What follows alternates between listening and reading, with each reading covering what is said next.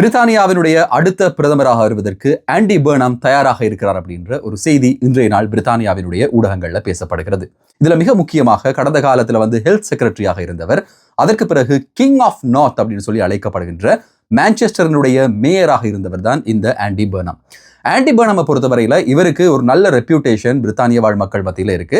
Reputation அப்படின்றத விட மக்களுக்காக குரல் கொடுக்கக்கூடிய ஒரு தலைவராக இவர் இனங்காணப்படுறார்.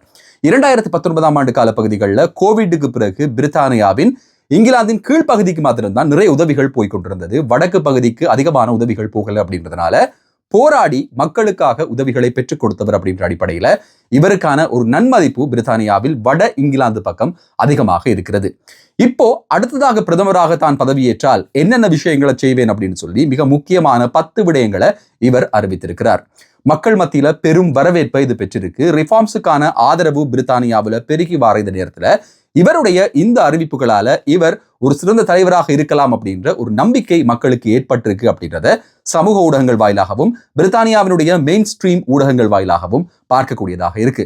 இதுல இவர் முன்வைக்கக்கூடிய முதலாவது யோசனை என்ன அப்படின்னா, இதுவரை காலமும் லண்டனை சுற்றி இருந்த இந்த அட்மினிஸ்ட்ரேட்டிவ் அல்லது அரசியல் சம்பந்தமான விஷயங்களை வடக்கு நோக்கி கொண்டு போகிறேன் அப்படின்ற ஒரு அறிவித்தல் இவரால் விடுக்கப்பட்டிருக்கு. அரசு வேலைகள் ஏதாவது முடிக்கணும் அப்படின்னாலோ இல்ல அரசாங்கத்தோட தொடர்பு கொள்ளவோ பிரதமருடைய அலுவலகத்துக்கு போகணும் அப்படின்னாலோ லண்டன்ல தான் இதுவரையில பிரித்தானியாவினுடைய ஒரு பிரதானமான கேந்திர நிலையமாக அது இருந்துட்டு இருக்கு. அப்படி இல்லாம இங்கிலாந்தினுடைய மற்ற பகுதிகளுக்கும் ஈக்குவலாக இது அனைத்துமே போய் சேர வேண்டும் அப்படின்ற ஒரு வேண்டுகோளை ஆண்டி பர்னம் விடுத்திருக்கார். இதனுடைய முதற்கட்ட மாற்றமாக பிரதமர் அலுவலகம் நம்பர் 10 ஆபீஸை மான்செஸ்டர்லையும் ஆரம்பிக்க போகிறேன், மான்செஸ்டரிசம் அப்படின்ற பேர்ல இதனை ஆரம்பிக்க போகிறேன் என்ற ஒரு தகவல் வெளியிடப்பட்டிருக்கு. ஏற்கனவே இருக்கிறது மாதிரியாக நம்பர் 10 டவுனிங் ஸ்ட்ரீட் இருக்கும், ஆனா இரண்டாவது அலுவலகமாக இது மான்செஸ்டருக்கும் மாற்றப்படும். பிரித்தானியாவில் அதிகமான இடங்கள்ல இன்வெஸ்ட்மெண்ட் செய்யப்படுகிற அல்லது கம்பெனிகள் அதிகமாக ஆரம்பிக்கப்படுகின்ற வேலை வாய்ப்புகள் மிக அதிகமாக இருக்கிற இடங்களாக சில இடங்கள் இருக்கு. குறிப்பாக லண்டன், பர்மிங்ஹாம் போன்ற இடங்கள்ல அதிகப்படியான வேலை வாய்ப்புகள் இருக்கு. ஆனா பிரித்தானியாவின் மற்ற இடங்கள்ல இருக்கிறவங்களுக்கு இந்த வேலை வாய்ப்புகளை பெற்றுக்கொள்றதுல மிகப்பெரிய ஒரு அசௌகரியம் ஏற்படுது. யூகேயை பொறுத்தவரையில இங்க வேலையில்லா பற்றாக்குறைக்கான பிரதானமான ஒரு காரணமாக இது இருக்கு. பல தூரங்களுக்கு போக முடியாது, சொந்த வீடுகள் இருக்கு அப்படின்ற காரணத்தினால வெளியிடங்கள்ல இருக்கக்கூடிய வேலைகளை ஏற்றுக்கொள்றதுக்கு ஆட்கள் இல்ல. லண்டன்ல தொடர்ச்சியாக வேகன்சிகள் அதிகரித்து கொண்டே போய்கொண்டிருக்கு. ஸ்கில் ஒர்க்கர் விசாக்கள் நீங்க எடுத்து பாத்தீங்க அப்படின்னா கூட சேலரி ரிக்வயர்மெண்ட் எல்லோருக்கும் பொதுவாக இருக்கு. ஆனா லண்டன்ல சாதாரணமாகவே காஸ்ட் ஆஃப் லிவிங் அதிகம் அப்படின்றதுனால அங்க சம்பளம் அதிகமாக கொடுக்கப்படுது. ஆனா லண்டனுக்கு வெளியே சம்பளம் குறைவாக கொடுக்கப்பட்டாலும் இவங்களுக்கும் அதே ரிக்வயர்மெண்ட்ல தான் இந்த ஸ்கில் ஒர்க்கருக்கான சேலரி த்ரெஷோல்ட் இருக்கு. ஸோ லண்டன்ல இருக்கிற ஒருத்தர் 50,000 எடுக்கிறார் அப்படின்னா லண்டனுக்கு வெளியே பர்மிங்ஹாம்லயோ கவன்ட்ரிலயோ இல்ல அதுக்கு மேல லீட்ஸுக்கோ இல்ல லிவர்பூலுக்கோ போகும்போது அங்க சம்பளங்கள் 35,000-40,000 மாறுது. ஸோ ஒரு ஸ்கில் ஒர்க்கரை எடுக்கிறதுக்கு கூட இந்த மற்ற பிராந்தியங்கள்ல மிகப்பெரிய ஒரு சிக்கல் நிலை உருவாகி இருக்கு.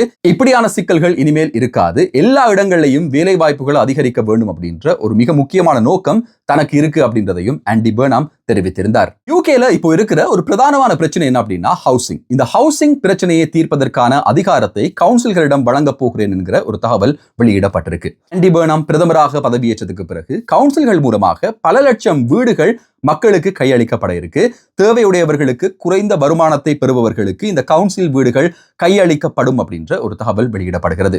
இதற்கு மாற்றமாக அல்லது இதுக்கு மேலதிகமாக இன்னும் மிக முக்கியமான விஷயமா சொல்லப்படுறது என்ன அப்படின்னா, ஏற்கனவே நம்ம பேசின மாதிரி பிரித்தானியாவினுடைய பல இடங்களுக்கும் growth in every postcode அப்படின்ற ஒரு திட்டத்திற்கு அமைய எல்லா இடங்களுக்கும் சமமான சேவைகளை வழங்குவதற்கான ஒரு தீர்மானத்தை அவர் எடுத்திருப்பதாக சொல்லப்படுகிறது.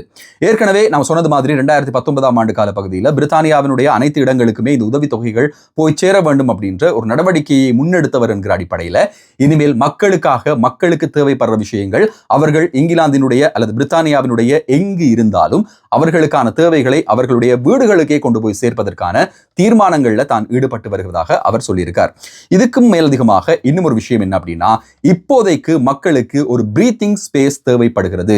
அதற்கான உதவிகளை மக்களுக்கு வழங்குவதற்கும் தான் தயாராக இருப்பதாகவும் அந்த யோசனை குறித்தும் தன்னுடைய நெருங்கிய வட்டத்தில் தான் பேசிக் கொண்டிருக்கிறேன் அப்படின்ற ஒரு விஷயத்தையும் ஆண்டி பர்னம் தெரிவித்திருந்தார். மக்களுக்கு இப்போ இருக்கக்கூடிய ஒரு ரீசெண்டான பிரச்சனை என்ன அப்படின்னா, ஈரானிய யுத்தத்துக்கு பிறகு பெட்ரோலினுடைய விலை அதிகரித்திருக்கிறது. இதனால அத்தியாவசிய பொருட்களுடைய விலைகளும் அதிகரித்திருக்கு. இந்த விலையேற்றத்தால பாதிக்கப்பட்ட மக்களுக்கு அவர்களுக்கான நிவாரணங்கள், அவர்களுக்கான மானியங்கள் வழங்குறதுக்கான தீர்மானங்களை எடுக்க போகிறேன் என்கிற ஒரு தகவலும் வெளியிடப்பட்டிருக்கு. மைக்ரேஷனை பொறுத்தவரையில ஆண்டி பர்னாமினுடைய பார்வை மைக்ரன்ஸுக்கு சாதகமாக இருக்கும் அப்படின்ற ஒரு தோனி பிரித்தானியாவினுடைய ஊடகங்கள்ல கடந்த காலங்களில் பேசப்பட்டது. இதுல மிக முக்கியமாக மைக் டாப்புக்கும் ஷபானா மஹமூதுக்கும் இடையில ஏற்பட்டிருக்கிற விரிசல் பற்றி நம்ம கடைசி வீடியோவில் நம்ம பார்த்திருந்தோம். அதே போல மைக்ரன்ஸ் ஏற்கனவே யூகே உள்ள இருக்கிறவங்களுக்கு சாதகமாக ஆண்டி பர்னாம் செயற்படுவார் அப்படின்ற ஒரு தகவல் வெளியாகி இருக்கு. ஆனா ஸ்பெசிபிக்காக இது பற்றி ஆண்டி பர்னாம் எந்த ஒரு கருத்தும் தெரிவிக்கவில்லை. மைக்ரன்ஸ் சார்பாக பேசுவதற்கு முன்னால அவர் சொல்லி இருந்த இன்னொரு விஷயம் என்ன அப்படின்னா, யூகேல வேலை இல்லாமல் இருக்கக்கூடிய பிரித்தானியர்களுக்கான வேலை வாய்ப்புகளை ஏற்படுத்தி கொடுக்க வேண்டும், அவர்களுக்கான முன்னுரிமைகள் இந்த வேலை வாய்ப்புகள்ல வழங்கப்பட வேண்டும் அப்படின்ற தன்னுடைய கருத்தையும் அவர் தெரிவித்திருந்தார். ஆண்டி பர்னாமுக்கு மக்கள் மத்தியில் இருக்கக்கூடிய இந்த ஆதரவை பார்க்கும்போது அடுத்து ஒரு தேர்தல் நடந்தால் அதிலும் லேபர் கட்சி வெற்றி பெறுவதற்கான வாய்ப்புகள் இருக்கு அப்படின்றதும் அரசியல் ஆர்வலர்கள், அரசியல் விமர்சகர்களுடைய ஒரு கருத்தாக மாறி இருக்கு. ரிஃபார்ம்ஸ் கட்சியை பொறுத்தவரையில அண்மை காலத்துல மிகவும் பிரபலமாக பேசப்பட்ட இந்த கட்சி இப்போது தன்னுடைய செல்வாக்கை மக்கள் மத்தியில இழந்திருக்கு அப்படின்றதையும் ஊடகங்கள் வாயிலாக தெரிந்து கொள்ளக்கூடியதாக இருக்கிறது. இதே நேரம் 1979 ஆண்டுக்கு பிறகு கனடாவில் 4 லட்சத்திற்கும் அதிகமான அகதிகள் போயிருந்தாங்க. இவங்களுக்கு கம்யூனிட்டி ஸ்பான்சர்ஷிப் அப்படின்ற ஒரு ஸ்பான்சர்ஷிப் வழங்கப்பட்டது. இவர்களுக்கான பெனிஃபிட் வழங்கப்படாம இவங்க வேலை செய்து டாக்ஸ் கட்ட வேண்டும் அப்படின்ற கட்டாயம் ஆக்கப்பட்டிருந்தது. இதனை ஒத்த இன்னும் ஒரு நடவடிக்கையை பிரித்தானியாவினுடைய ஹோம் ஆபீஸ் எடுக்க போகிறது என்ற தகவலை ஷபானா மஹமூத் தெரிவித்திருக்கார். அசைலம் கோரிக்கையாளர்களுக்கு அவங்க நாட்டில இருந்தே வரக்கூடிய வகையிலான ஒரு விசா முறையுமே வழங்கப்பட இருக்கிறது. இது மிக ரகசியமாக வழங்கப்படும். அதே நேரம் கம்பெனிகள், பல்கலைக்கழகங்கள் அல்லது கம்யூனிட்டிஸ் இவங்களை ஸ்பான்சர் பண்ண முடியும். ஸ்பான்சர் பண்ணி அகதிகளை இந்த நாட்டுக்குள்ள கொண்டு வர முடியும். இது எதுக்காக கொண்டு வராங்க அப்படின்னா, அகதிகளால் ஏற்படக்கூடிய செலவுகள் ஸ்டேட் பெனிஃபிட்ல இவங்க தங்கி இருக்கிறத கட்டுப்படுத்துறதுக்காகவும், இவர்களை உழைத்து இவங்களால ஒரு டாக்ஸ் கட்டக்கூடிய நிலைமையை உருவாக்குறதுக்காகவும், தகுதியானவங்களுக்கு உடனடியாக வேலை வாய்ப்புகளை வழங்குறதுக்காகவும் இந்த ஒரு தீர்மானம் மேற்கொள்ளப்படுவதாக இருக்கிறது. பிரித்தானியாவினுடைய மக்கள் மத்தியில இது பெரும் ஒரு சலசலப்பை ஏற்படுத்தி இருக்கு. இதற்கான பயங்கரமான விமர்சனங்களும் சமூக வலைதளங்கள்ல பார்க்கக்கூடியதாக இருக்கு. அசைலம் கோரிக்கையாளர்கள் பாதுகாப்பற்ற பயணங்களை மேற்கொண்டு பிரித்தானியாவுக்கு வாரதை கட்டுப்படுத்துறதுக்காக இவங்களுக்கான ஒரு சட்டப்பூர்வமான வழியை ஆக்கித்தாரதுக்கான முயற்சிகள்ல யூகே அரசாங்கம் ஈடுபடுகிறது. புகலிட கோரிக்கையாளர்களால் ஏற்படுத்தப்படுகின்ற குற்றவியல் சம்பவங்கள், குறிப்பாக வன்புணர்வு சம்பவங்கள் போன்ற விஷயங்களை தடுக்கிறதுக்காக இவங்க இந்த நாட்டுக்குள்ள வாரத்துக்கு முன்னாலே அவங்களுடைய பேக்ரவுண்ட் வெரிஃபை பண்ணப்படலாம். அவர்களுடைய பேக்ரவுண்ட் சம்பந்தமான விஷயங்களை தெரிந்து இந்த நாட்டுக்குள்ள வாரவங்க எப்படிப்பட்டவர்கள் அப்படின்ற ஒரு அறிவை இந்த நாட்டுக்குள்ள வாரத்துக்கு முன்னாலேயே பெற்றுக்கொள்ளலாம் அப்படின்றதுதான் இதற்கு பின்னால் இருக்கிற இன்னும் ஒரு பிரதானமான காரணமாக வெளிப்படுத்தப்படுகிறது. ஜூலை மாதம் 9ஆம் தேதி முதல் 13ஆம் தேதி வரை பிரித்தானியாவினுடைய பல இடங்கள்ல 45 பாகை செல்சியஸ் வரையில வெப்பநிலை அதிகரிக்கும் என்கிற ஒரு எச்சரிக்கை விடுக்கப்பட்டிருக்கு.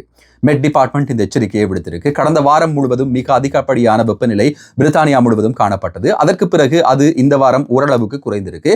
ஆனா எதிர்வரும் வாரங்கள்ல இன்னும் இது அதிகரிக்கப்படலாம். தெற்கு மற்றும் மேற்கு இங்கிலாந்தில் அதிகமான இடங்கள்ல இந்த வெப்பநிலை அதிகரிப்பு ஏற்படவிருப்பதாகவும், இதனால போக்குவரத்து பாதிக்கப்படலாம், பாடசாலைகள் மூடப்படலாம், நீர்வட்டு அமுலுக்கு வரலாம் அப்படின்ற ஒரு எச்சரிக்கையும் விடுக்கப்பட்டிருக்கிறது. மக்களை பொறுத்தவரையில மக்கள் தண்ணீரை சேமிக்க வேண்டும், தண்ணீரை அளவாக பாவிக்க வேண்டும் அப்படின்ற ஒரு அறிவுறுத்தல் விடுக்கப்பட்டிருக்கு. ஏற்கனவே வந்த இந்த வெப்ப அலையாலையும் தண்ணீர் பற்றாக்குறை பல இடங்கள்ல ஏற்பட்டிருக்கு அப்படின்ற ஒரு தகவலும் வெளியிடப்படுகிறது. எது எப்படி இருந்தாலும் ஆண்டி பர்னாம் அடுத்த பிரதமராக வந்தால் மக்களுக்கு எப்படியான மானியங்கள் கொடுக்க போகிறார், வாழ்க்கை செலவை குறைப்பதற்கு மின்சார கட்டணம், தண்ணீர் கட்டணத்துல குறைவான ஒரு கட்டணத்தை அறவிட போகிறார் அப்படின்றத பார்க்கிறதுக்கு மக்கள் அதிகமான ஆர்வமா இருக்காங்க. இந்த வீடியோவை முழுசா பார்த்திருப்பீங்க அப்படின்னு நம்புறேன். தொடர்ச்சியாக பார்த்து அப்படின்னா மறக்காம சப்ஸ்கிரைப் பண்ணுங்க, இந்த வீடியோக்கு லைக் பண்ணுங்க, உங்க நண்பர்களோட இந்த சேனல் மற்றும் வீடியோவை பகிர்ந்து கொள்ளுங்க. இன்னும் ஒரு வீடியோல இன்னும் சுவாரஸ்யமான புதிய தகவல்கள், செய்திகளோடு உங்களை சந்திக்கும் வரை நன்றி, வணக்கம்.